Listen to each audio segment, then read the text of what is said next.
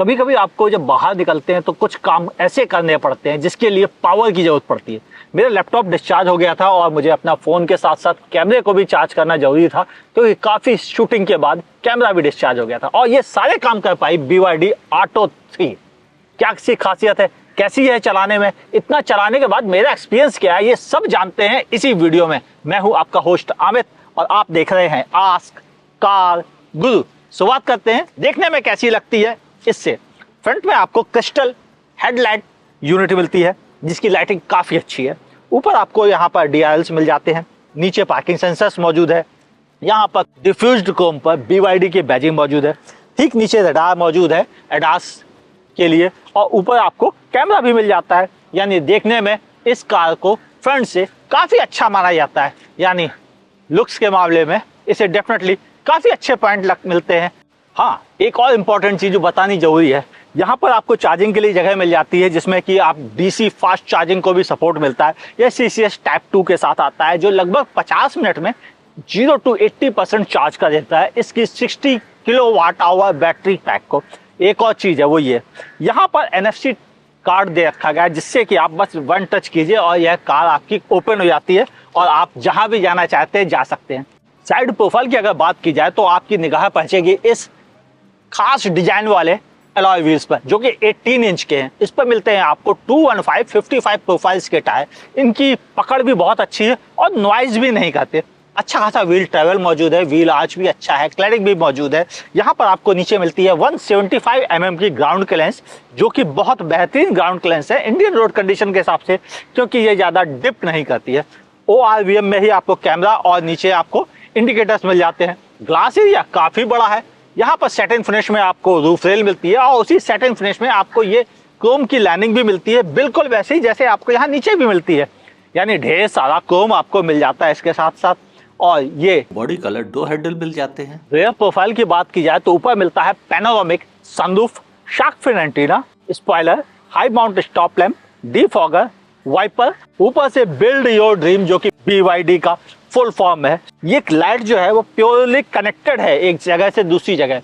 आपको एक शॉट दिखा रहा हूँ, देख के आपका दिल खुश हो जाएगा कि कैसी लगती है रात में जब ग्लो करती है। नीचे आपको मिलती है Atto 3 की बैजिंग, यहाँ पर EV की बैजिंग, पार्किंग सेंसर्स, ठीक नीचे यहाँ पर कैमरा मिलता है और वन टच ये ओपन भी हो जाता है। स्पेस की बात आए तो आपको मिलता है 440 लीटर का बूट स्पेस जिसमें आप 2 बड़े सूटकेस, 2 बड़े बैग आसानी से कैरी कर सकते हैं। उसके बाद भी थोड़ी जगह बची जाएगी। अच्छी मजबूत क्वालिटी की पार्सल सेल्फ मिलती है। ये हिस्सा भी वेल कवर्ड है। साथ ही आपको यहाँ पर इलेक्ट्रॉनिक बंद करने के लिए बटन मिलता है और इवन आप पूरी कार भी एक साथ ही लॉक भी कर सकते हैं। इंटीरियर की बात की जाए तो एक बात से आप बहुत इम्प्रेस होंगे, वो ये कि इसकी डिजाइन बिल्कुल इनोवेटिव है। देखते ही इससे प्यार हो जाता है और हर डिटेलिंग पे आपका ध्यान जाता ही जाता है। जैसे आप यहाँ देखें, ये जिस प्लास्टिक का इस्तेमाल किया गया है टच फ्रेंडली है। यहाँ पर भी सॉफ्ट मटेरियल का इस्तेमाल किया गया है, इधर भी सॉफ्ट मटेरियल का इस्तेमाल किया गया है। ये देखिए यहाँ भी सॉफ्ट मटेरियल का इस्तेमाल है, जबकि ये डिजाइन देखिए बिल्कुल अलग है। यहाँ पर गिटार शेप दे रखा गया है जिसकी स्ट्रिंग्स हैं जो कि आवाज भी अच्छी करती हैं। हो सकता है बच्चों को मजा आए यहाँ पर खेलते हुए। आधा लीटर की बोतल यहाँ आ जाती है, 1 लीटर की बोतल इसके भीतर के ग्लो बॉक्स में आ जाती है। और यहाँ पर आपको बूट खोलने के लिए भी जगह दे रखी गई है। नीचे स्पीकर्स मौजूद है और डोर खोलने के लिए हैंडल की बात आएगी तो ये देखिए क्या डिजाइन है। और यहाँ पर ट्विटर भी मौजूद है। जैसे ही आप म्यूजिक बजता है, यहाँ दी हुई लाइट बहुत बेहतरीन कलर में ग्लो करती है और ये काफ़ी अच्छी लगती है। और जैसे ही आप इसे ओपन करते हैं तब भी इस लाइट का कलर बिल्कुल बदल जाता है। यहाँ पर आप देखेंगे तो आपको यहाँ पर डंबल स्टाइल्स के AC वेंट मिल, नीचे आपको एक्सीलेटर, बैक पेडल दे रखे गए हैं और एक डेड पेडल है जिस पर आपका पैर आसानी से रेस्ट कर लेगा। इधर आपको इलेक्ट्रिक पावर्ड सीट्स मिलती हैं। स्टीयरिंग व्हील की बात आए तो आपको लेदर रैप्ड स्टीयरिंग व्हील मिलती है जो कि ब्लू टोन में दे रखी गई है। इस साइड आपको म्यूजिक सिस्टम के कंट्रोल्स मिल जाते हैं। जबकि इस तरफ आपको एडेप्टिव क्रूज कंट्रोल्स के बटन मिल जाते हैं, लेन कीप असिस्ट के बटन मिल जाते हैं। सामने आपको इंस्ट्रूमेंट पैनल मिलता है जो कि साइज में भले छोटा है लेकिन इंफॉर्मेशन सारी मिलती है और बिल्कुल क्रिस्प फॉन्ट के साथ में है। चाहे आपकी लेन कीप असिस्ट की बातें हो या कोई और, आपको सब यही मिलता है। इस साइड लाइट के स्विचेस मिलते हैं और इस तरफ आपको वाइपर फ्रंट और रियर के दोनों के बटन्स दे रखे गए हैं। और ये जो स्टीयरिंग है इसे आप टिल्ट के साथ साथ टेलीस्कोपिक भी एडजस्ट कर सकते हैं।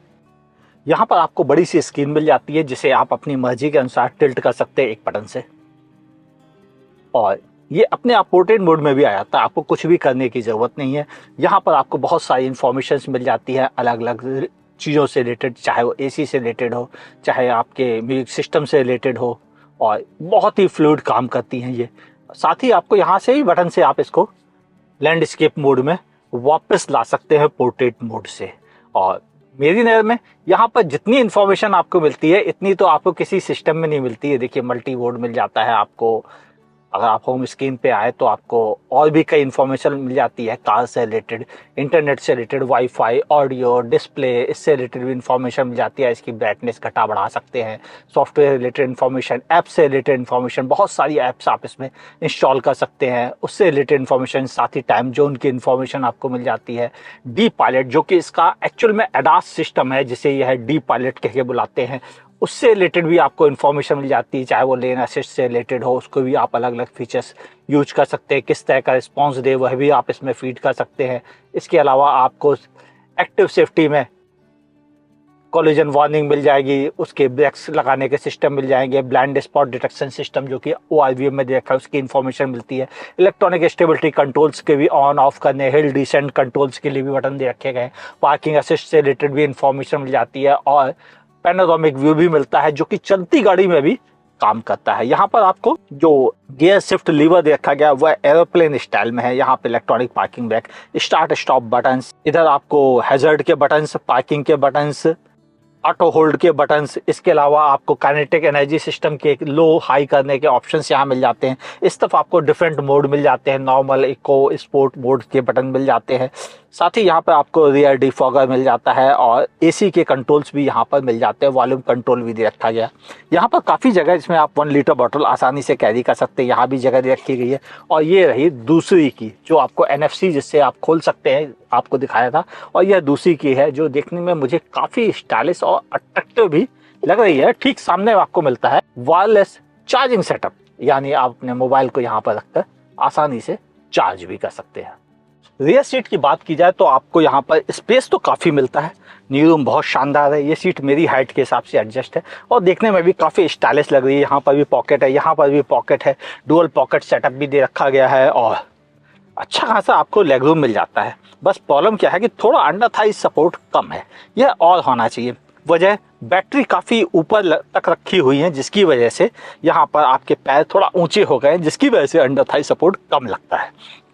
ओवरऑल सीट की लंबाई को लेके कोई शिकायत नहीं है। यहाँ पर आपको आर्मरेस्ट मिलता है जिसपे 2 कप होल्डर्स दे रखे गए हैं।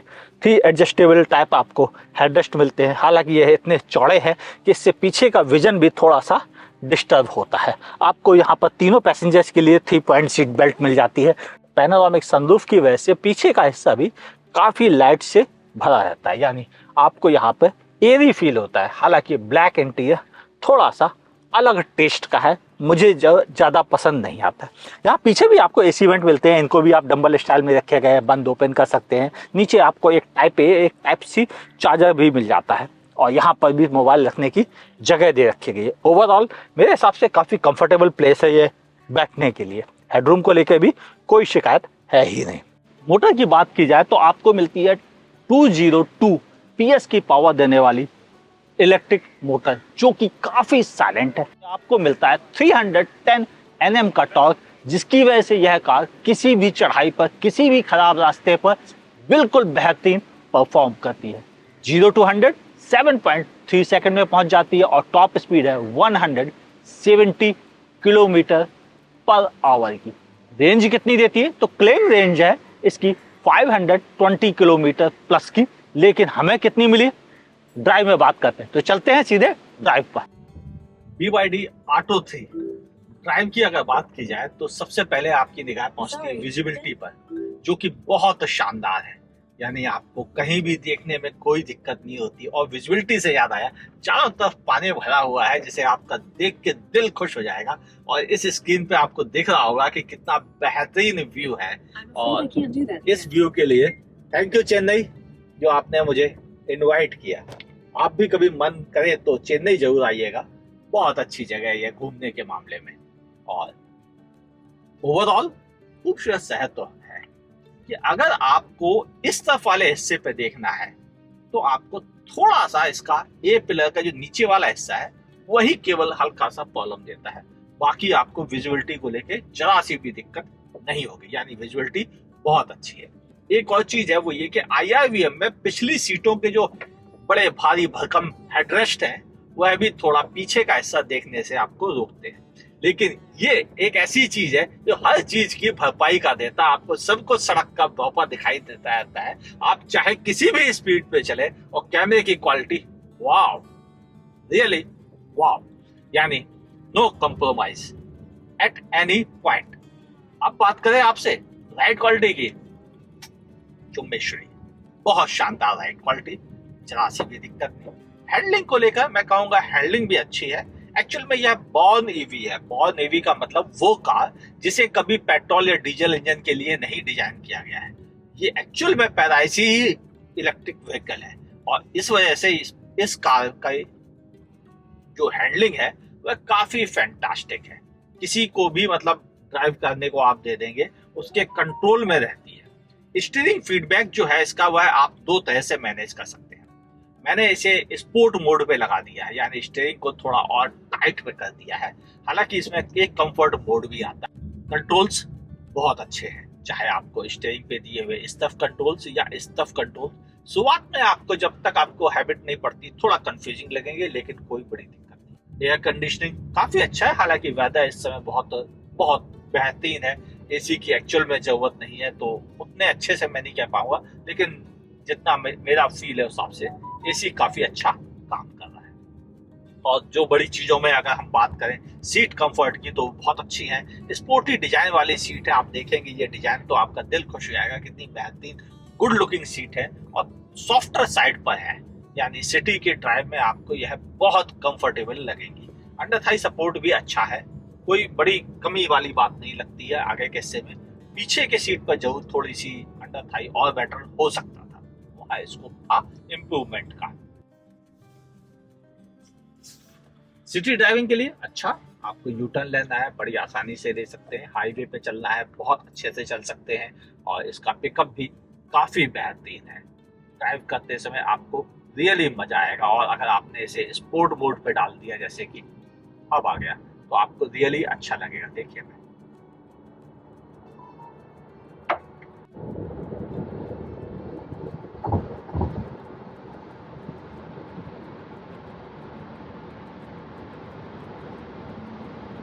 ये लीजिए 150 पहुंच गई। ओवरऑल मैं कह सकता हूं कि गाड़ी का कंट्रोल बहुत अच्छा है, बड़ी आसानी से आप इसे चला सकते हैं। हालांकि ट्विस्टी रोड थी तो मैंने जानबूझ के तेज चलाना कहीं गलती से प्रमोट ना हो जाए इसलिए अवॉइड किया है। और ऐसी जगह पे जहां पर कोई ट्रैफिक नहीं है वहां पर ही आपको दिखाया है। उम्मीद है आप ऐसी गलती खुद नहीं करेंगे। हमारी प्रैक्टिस है, हमें पता है कैसे हैंडल किया जाता है, इसलिए हम आपको बता सकते हैं। देखिए पहली चीज तो हमें ये समझनी पड़ेगी, BYD के पास सब कुछ अपना है। ना तो ये बैटरी किसी से खरीदते हैं, ना इन्हें बैटरी के लिए कोई सप्लायर चाहिए, ना इंजीनियरिंग के लिए कोई सप्लायर चाहिए, ना सेमीकंडक्टर का कोई सप्लायर चाहिए, ना ही इनको मतलब चिप्स के लिए कोई सप्लायर चाहिए। अरे सब कुछ इनबिल्ट तैयार करते हैं। सेमीकंडक्टर का खुद का प्लांट है, बैटरी का खुद का प्लांट है, ब्लेड बैटरी जो कि हाई सेफेस्ट बैटरी मानी जाती है वर्ल्ड में, उसका खुद का प्लांट है। यानी BYD को कुछ भी खरीदना नहीं पड़ता बाहर से, जिससे उनको आउटसोर्स की कोई भी समस्या नहीं होती है। और इस वजह से यह गाड़ी के लिए कहीं भी कोई प्रॉब्लम नहीं, अगर कोई दिक्कत आए तो वो इसे संभाल सकते हैं। एक और चीज है, इस कार का BMS system, charging system, alternate system सब कुछ इन एक पैक है, एक ही पैक में, यानी 8 in 1 कहा जाता है उसको। और उसमें सब कुछ एक साथ शामिल है, जिसकी वजह से इसका कि कितनी बैटरी में पावर है और कितनी एक्चुअल में आप यूज कर पाए हैं वह लगभग 89% है, जो मेरी नजर में शायद वर्ल्ड की सबसे बेस्ट में से एक है, क्योंकि मुझे एक्चुअल फिगर का नहीं पता, लेकिन मुझे पता है नॉर्मल कंडीशन में यह 74 से लेकर 80%, 85% तक ही डिलीवर हो पाती है। यानी उतनी ही पावर का हम यूज कर पाते हैं, बाकी पावर ट्रांसमिशन में वेस्ट हो जाती है, जबकि इसमें 89% तक हम यूज कर सकते हैं। ये एक बहुत बड़ा प्लस पॉइंट है। आपने एक चीज नोटिस की होगी, इसका कैमरा अभी भी बंद नहीं हुआ। आप चाहे गाड़ी को तेज चलाएं चाहे धीमे चलाएं, और जिसकी वजह से रियली काफी मजा आता है। हालांकि इसमें अभी Android auto, Apple CarPlay active नहीं है, तो जैसे ही कस्टमर को डिलीवरी स्टार्ट होगी उससे पहले यह प्रोसेस कंप्लीट हो चुका होगा, और उनकी कारों में एंड्रॉयड ऑटो, एप्पल कारप्ले के साथ साथ मैप माई इंडिया का नेविगेशन सिस्टम भी आपको मिलेगा। कंपनी ने 4G कनेक्टिविटी और 5G कनेक्टिविटी के पॉइंट ऑफ व्यू को देखते हुए इसमें ऑलरेडी जियो और एयरटेल दोनों से कॉन्ट्रैक्ट कर रखा है। जियो NCAP क्रैश टेस्ट रेटिंग इसकी 5 स्टार, जो वर्ल्ड की सबसे बेस्ट क्रैश टेस्ट रेटिंग मानी जाती है।